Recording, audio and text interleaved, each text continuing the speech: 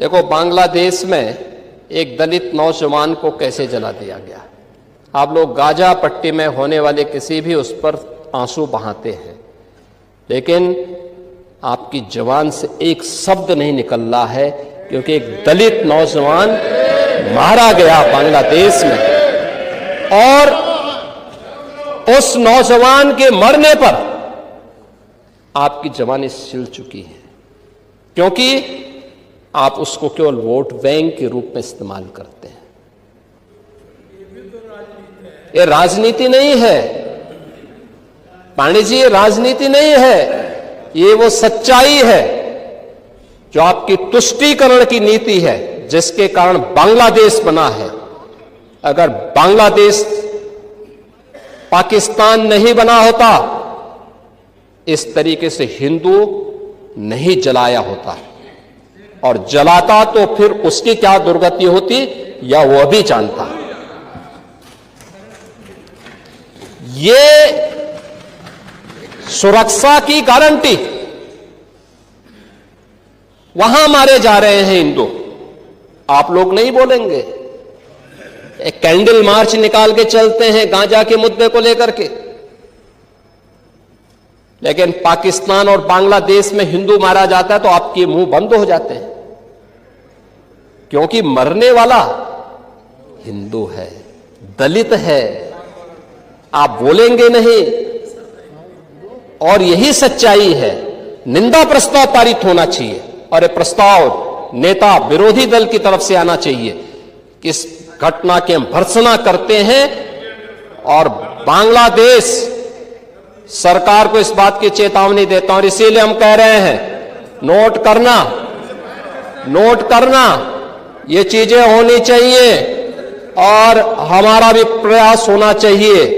जब बांग्लादेशी को यहां से निकालेंगे और रोहिंग्या को यहां से बाहर का रास्ता दिखाएंगे, तो उनके समर्थन में मत आना, क्योंकि उनमें से बहुत सारे लोगों के वोट आपने बनवाए हैं, उनके बहुत सारे लोगों के लिए आधार भी बनवाने का पाप किया है आप लोगों ने। इसलिए इन चीजों को ध्यान में रखना, और एक एक चीज की स्क्रीनिंग होगी, बहुत प्रभावी कार्रवाई करेंगे। हमारे ही देश में रह करके ही हमारे लोगों के खिलाफ अपराध, और वहां पे निर्दोष हिंदुओं पर अत्याचार करोगे, निर्दोष सिखों पे अत्याचार करोगे, ये स्वीकार्य नहीं हो सकता है। और यही आप करते हैं कि किसानों के बारे में भी आपका आचरण यही है। कल देखिए, शाही जी ने चौधरी चरण सिंह सीड पार्क का भी जमीन आवंटन का काम प्रारंभ कर दिया। अच्छा, किसान को अच्छा बीज मिले, अच्छी तकनीक मिले, कम लागत में ज्यादा उत्पादन। आपके समय में क्या होता था? लागत ज्यादा थी, उत्पादन कम था, बाजार नहीं था, किसान तबाह था, परेशान था, बिचौलियों के द्वारा लाभ ले लिया जाता था। आज किसान सुरक्षित है, किसान को योजनाओं का लाभ मिल रहा है। और कल चौधरी साहब के नाम पर कार्यक्रम था, और इन सभी माननीय सदस्यों ने गन्ना मूल्य के बारे में कहा, हम लोगों ने दिया, लगातार दे रहा। यूपी आज के दिन पर देश के अंदर गन्ना उत्पादन का नंबर 1 का राज्य है। आपके समय में चीनी मिलें बिकती थी, बंद होती थी, वर्षों का गन्ना मूल्य बकाया रहता था, किसान तरसता था। अब यह स्थिति नहीं है। अब अन्नदाता किसान हमारे लिए वोट नहीं, वह सम्मान का पात्र है। आज उसको नए तकनीक के साथ आच्छादित किया जा रहा है। 22 लाख हेक्टेयर से अधिक भूमि को सिंचाई की सुविधा दी गई है। आप स्वीकार करें ना करें, लेकिन उस सच्चाई को जमीन पर देखेंगे तो ये चीजें आपको देखने को मिलेगी। और परिणाम क्या है? परिणाम है जो आपने 8% किसान विकास की दर रखी थी, कृषि विकास की दर, अब ये बढ़कर के 18% पहुंच चुकी है यूपी की कृषि विकास दर। एमएसपी के साथ ही डीबीटी के माध्यम से भुगतान करने में आज उत्तर प्रदेश देश के अंदर नंबर 1 स्थान पर है। आज यूपी उसका परिणाम है कि देश के अंदर कृषि योग्य भूमि का केवल 11% हिस्सा रखता है, लेकिन उत्पादन, अच्छा बीज, समय पे बीज, अच्छी तकनीक और बहुत सारी जगह 3-3 फसल अब किसान ले रहा। परिणाम है 21% देश का कुल खाद्यान्न अकेले यूपी आज पैदा कर रहा है। यूपी का अन्नदाता किसान पैदा कर रहा है। और प्रधानमंत्री जी ने प्रधानमंत्री किसान सम्मान निधि का लाभ भी यूपी के किसानों को दिया है और अब तक 94,668 करोड़ 58 लाख रुपए सीधे डीबीटी के माध्यम से एक अन्नदाता किसान के खाते में पहुंचा है। इसमें तो किसी को संदेह नहीं होगा, इसमें भी चेहरा नहीं देखा गया। किसान किसान है। आपके लिए वो भेदभाव का शिकार हो सकता है, हमारे लिए नहीं। हमारे लिए किसान किसान है। और गन्ना उत्पादन के बारे में जो कह रहा था, 55% गन्ना का उत्पादन देश के अंदर यूपी कर रहा है।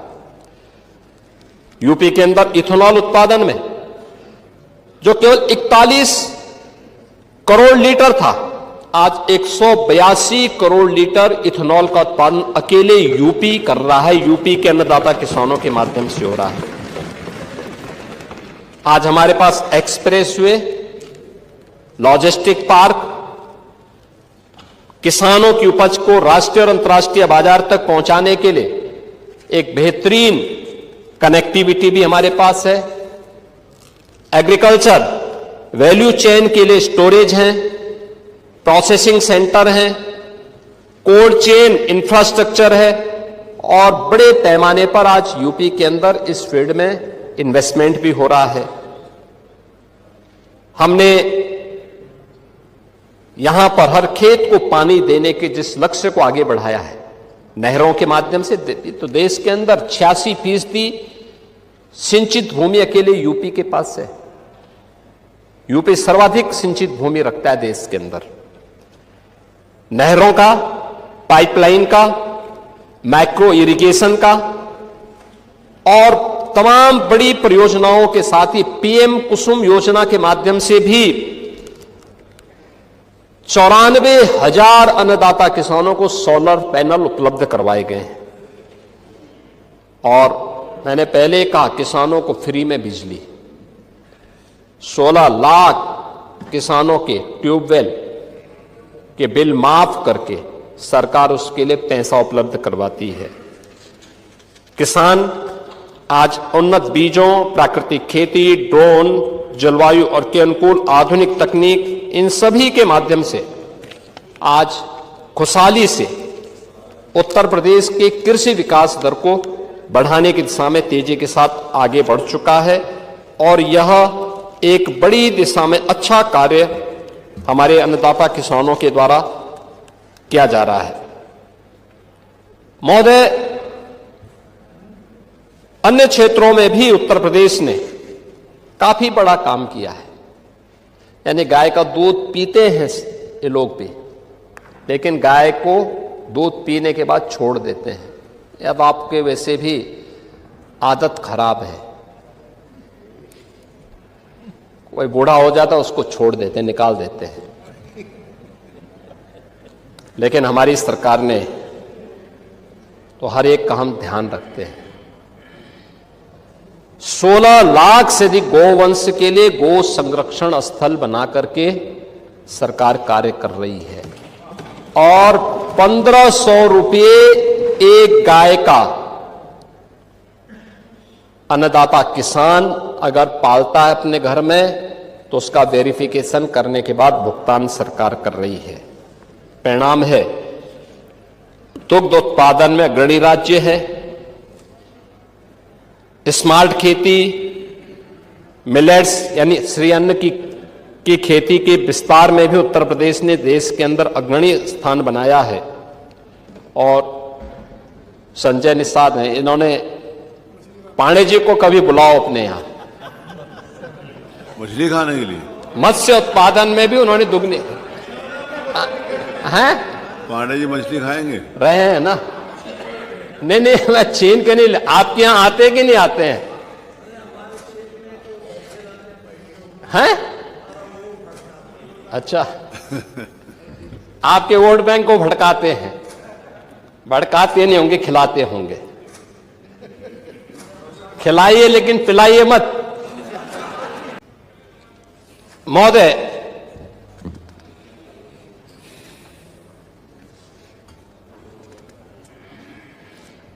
ऊर्जा के बारे में आज नेता विरोधी दल ने इसके बारे में चर्चा नहीं की और संभवतः वह, खैर अच्छा है, उनको बिजली मिल रही है उनको इससे, क्योंकि गांव में बिजली पहले मिलती नहीं।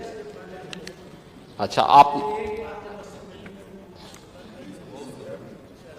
नहीं, ये चीजें दिखाती हैं कि गांव में, देखिए वैसे भी गांव में बिजली मिल रही है तो आप संतुष्ट होंगे। आप देखिए शिवपाल जी के बगल में बैठ जाते हैं, थोड़ा संगत का असर पड़ जाता है, लेकिन वैसे आप सच बोलते हैं। लेकिन ये सच्चाई थी कि 2017 के पहले उत्तर प्रदेश के अंदर जो पावर प्रोडक्शन था वह कुल 7,159 मेगावाट का था। आज 11,595 मेगावाट का उत्पादन अकेले यूपी के अंदर, हम लोग यहां पर यूपी के अंदर पावर जनरेट कर रहे हैं।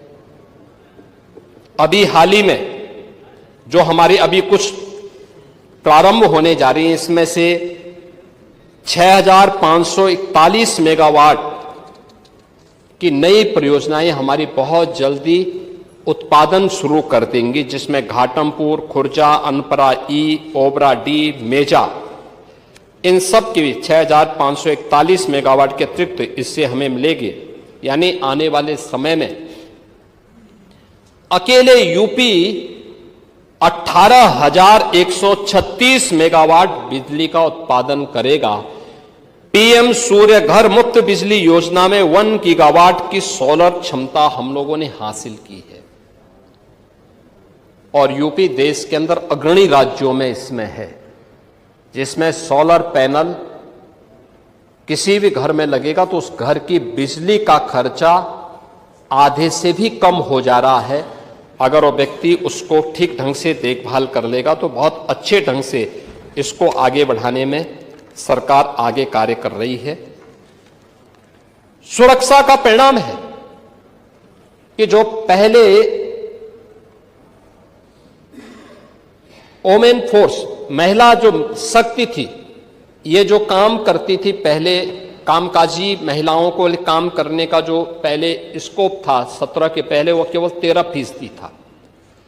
आज उसका शेयर उत्तर प्रदेश के अंदर बढ़कर के 35% से अधिक हुआ है, 36% के आसपास हुआ है। और सुरक्षा के बेहतरीन वातावरण का परिणाम है कि अब नाइट शिफ्ट में भी महिलाएं काम करने के लिए जा रही हैं, कहीं कोई सुरक्षा की कोई समस्या नहीं है। युवाओं के लिए एक नई स्कीम सीएम युवा उद्यमी के रूप में हम लोगों ने लागू की है और मुझे प्रसन्नता है कि 1,10,000 से अधिक युवाओं को अब तक इस योजना के माध्यम से हम लोगों ने गारंटी मुक्त और ब्याज मुक्त ऋण की सुविधा उपलब्ध करवाई है। आज प्रदेश में एक बेहतरीन स्टार्टअप का इकोसिस्टम भी खड़ा हुआ है। 18,000 से अधिक startup, 76 incubator, 7 centre of excellence और 8 यूनिकॉर्न आज अकेले यूपी में हैं। प्रदेश ने आज इस दिशा में बेहतरीन कार्य किया है और मुझे लगता है कि अभी हाल ही में जो centre for monitoring Indian economy CMI द्वारा जो बेरोजगारी की दर के आंकड़े जारी किए गए हैं देश के अंदर, उसमें यूपी की बेरोजगारी की दर जो 17 के पहले 19% थी, आज वो घट करके 2.21% पर रह गई है। यह सीएमई के द्वारा जो अभी डाटा जारी किए गए हैं वह भी यूपी के अंदर है। आप वेलफेयर स्कीम में बात करेंगे, दिव्यांगजनों, निराश्रित महिलाओं, और वृद्धजनों के लिए पेंशन की राशि। आप याद करिए, आपके समय में 300 रुपया मिलता था और वह भी आधा अधूरा। ओह, वो भी आधा अधूरा। आज डीबीटी के माध्यम से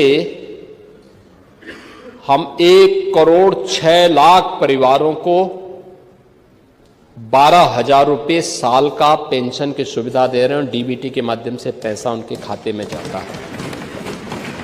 समाजवादी पार्टी ने तो छात्रों की स्कॉलरशिप में भी घोटाला कर दिया था।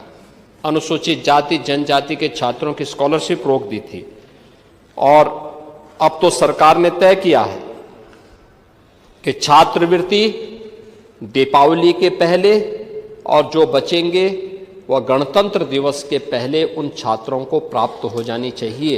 यह सरकार ने इसको किया है और इसमें प्राथमिकता के आधार पर सरकार कार्य कर रही है।